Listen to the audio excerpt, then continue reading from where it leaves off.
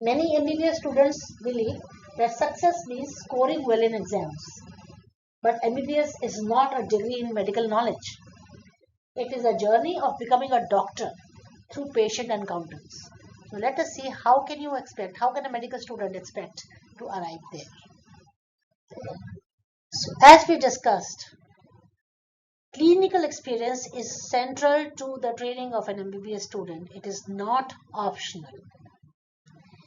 At most places, third semester is the transition from studying about the diseases from books and learning how to diagnose them in real patients.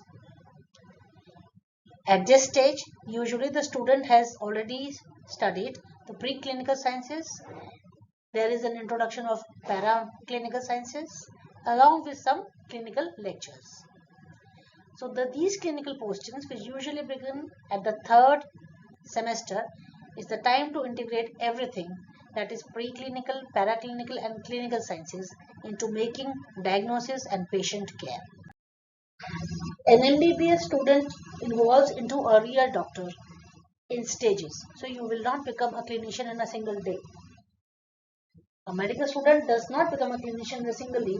Growth usually happens in stages. Just as a child grows and develops through stages, you too will gain clinical competence through stages. RHYME framework is one of the most useful ways to understand this progression. What is RHYME? RHYME is a mnemonic for 4 stages in becoming a clinician, that is reporter, interpreter, manager and educator. RHYME provides clear milestones for a medical student's training into doctor, from theory to making diagnosis and patient care. RHYME implies 4 stages of developing a medical student into a real doctor or a clinician. These are reporter, the stage of reporter, the stage of interpreter, stage of manager, and the stage of educator. Reporter stage begins in third semester when you begin your clinical rotations. Once you become a reporter, then you progress to become an interpreter. This involves around 4th and 5th semester, where you develop the interpreter stage, and then you progress to manager between 6th to 9th semester. Final progression to educator begins in internship, but mostly develops during your postgraduate, house job and higher qualifications. The first stage, that is the reporter stage, this is the foundation of all patient care. So the first duty of a medical student is to become a reliable reporter. This means learning to take proper history, do a thorough physical examination of the patient, separate important from unimportant findings, that is not including the unnecessary details in the case presentation, and finally presenting the case in an organized way to a senior or to the faculty without mixing actual facts and your own assumptions. This stage is often underestimated. A reporter answers what questions? What means? What are the symptoms in the patient? What are the findings of the physical examination? What are the results of the lab tests that the patient has already done before coming to you? What medications is the patient taking, etc. This stage is often underestimated, as said before, but this is the foundation of patient care. Many students, they jump directly to diagnosis. The truth is simple. If the case is not observed correctly and presented clearly, clinical reasoning cannot stand. So clinical reasoning can stand only a strong foundation. Hence, professionalism in reporter stage is essential. Collect all the details sincerely. An example of a reporter in action.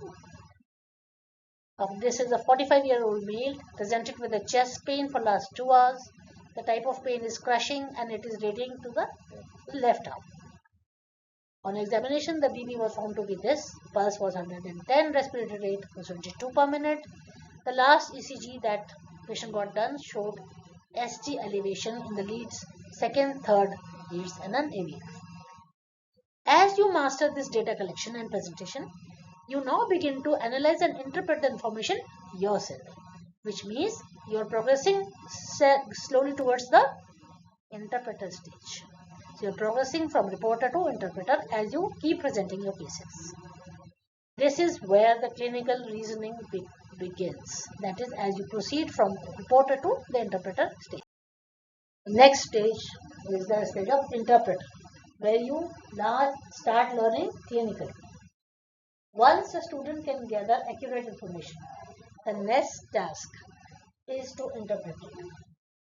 At this stage, the learner begins to identify and analyze and prioritize the patient problems. That is, which comes first, which should be listed next, etc. Develop differential diagnosis independently by clinical reasoning.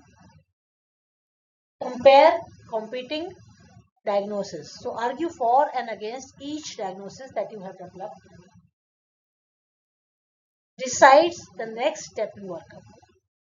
Gets to decide and synthesizes the information meaningfully. So instead of only recalling the facts given in the textbooks, the students now begins to connect symptoms, signs, investigation, and context into a meaningful clinical reasoning. So an interpreter uses clinical reasoning, includes pertinent positives or negatives. That means as the clinical diagnosis coming into your mind, you ask the history and do examination to rule out or confirm the presence of each differential diagnosis. Therefore, it can prioritize the differential diagnosis. So basically, an interpreter answers why questions. Why questions? Why this patient might have these symptoms? Why is this particular diagnosis more likely than the others? Why should we consider an alternative diagnosis? Why do these findings support our hypothesis and why do these findings do not support our hypothesis?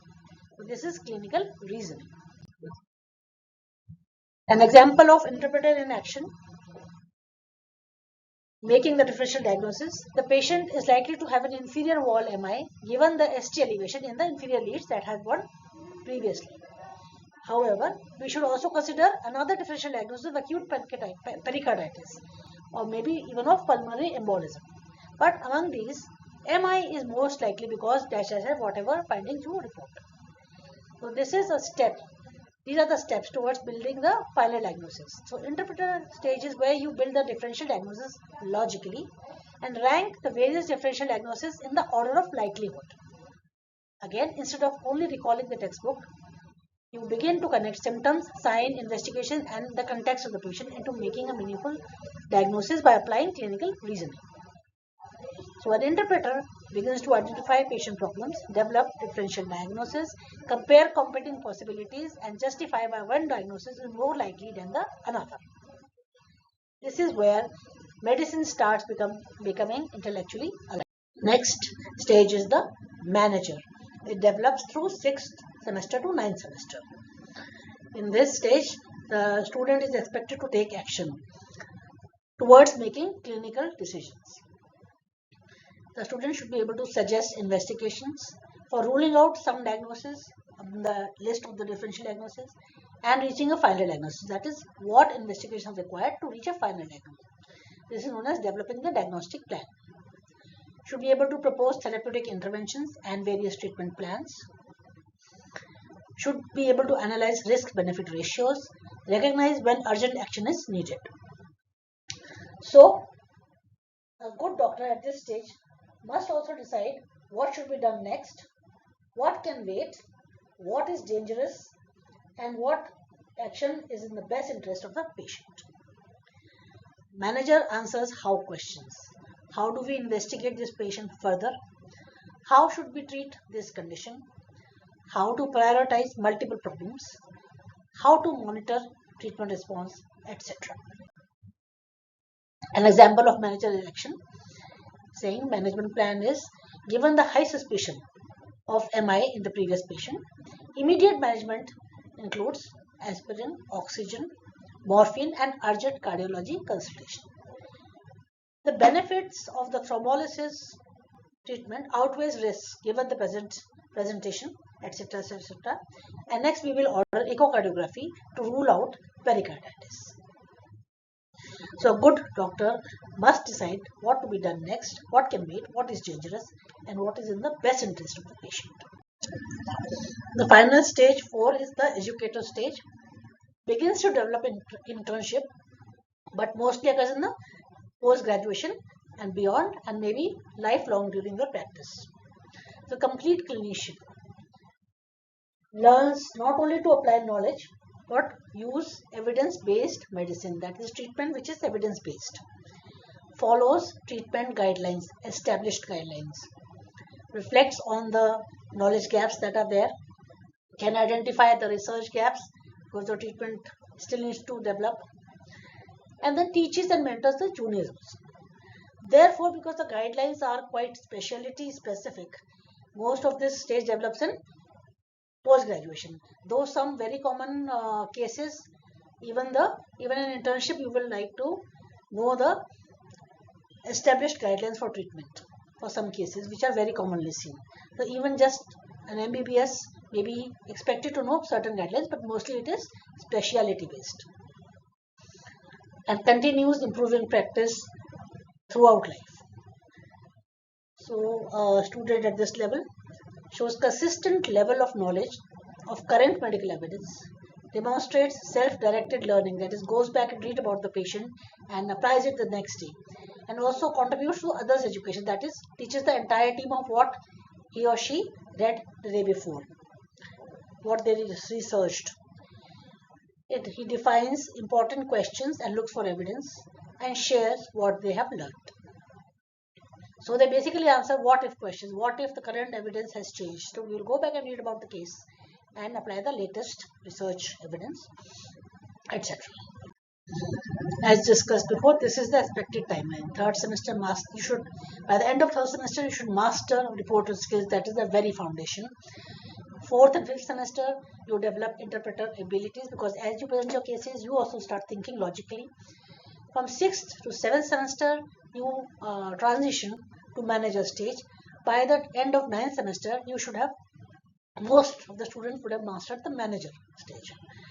In the internship, start working towards educator level, especially for the common diseases where those are very highly prevalent in the society.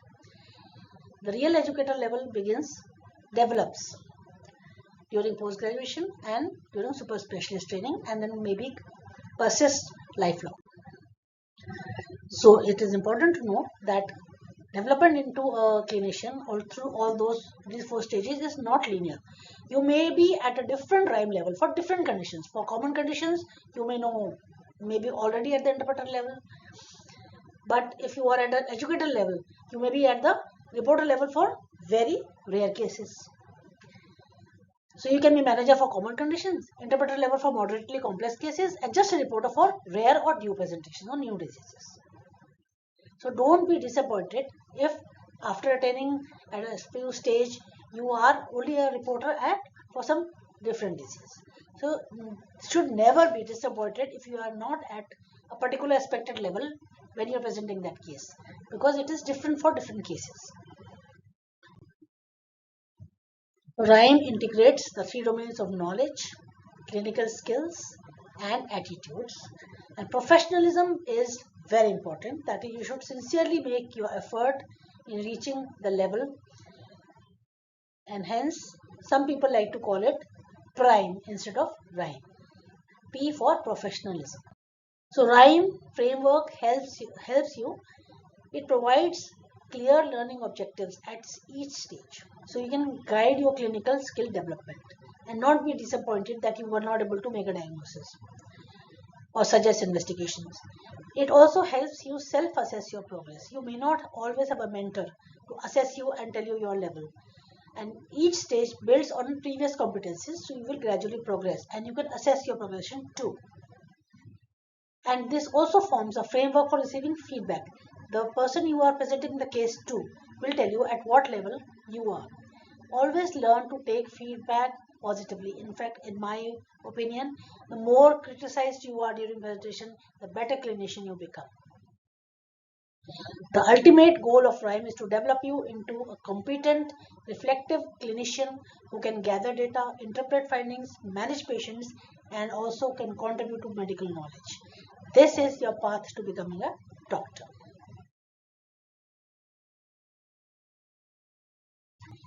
So self-assessment, ask yourself, can I gather complete patient information? Can I prioritize problems independently on my own? That is, can I make a differential diagnosis and rank them? Can I develop reasonable management plans? They should be reasonable. It's okay. You are not perfect. You are just an MBBS student and undergraduate. Can I teach others what I've learned? So for some very common diseases, you can read a day before or maybe after seeing the patient and next day revisit the patient and tell others what you studied. You can even divide various topics among yourself and among your team members. Common mistakes to avoid is master reporter skills first. Do not rush. Do not try to rush and make a diagnosis first. Just report the findings of your history and examination. Try to interpret, but do not rush to make a diagnosis. Avoid presenting interpretations before facts. So when you present history, present just the facts that you've gathered. When you present examination, do not report any history here. When you're presenting history, present only history. When you're presenting examination, present only the findings of the examination, not your interpretation or your assumptions.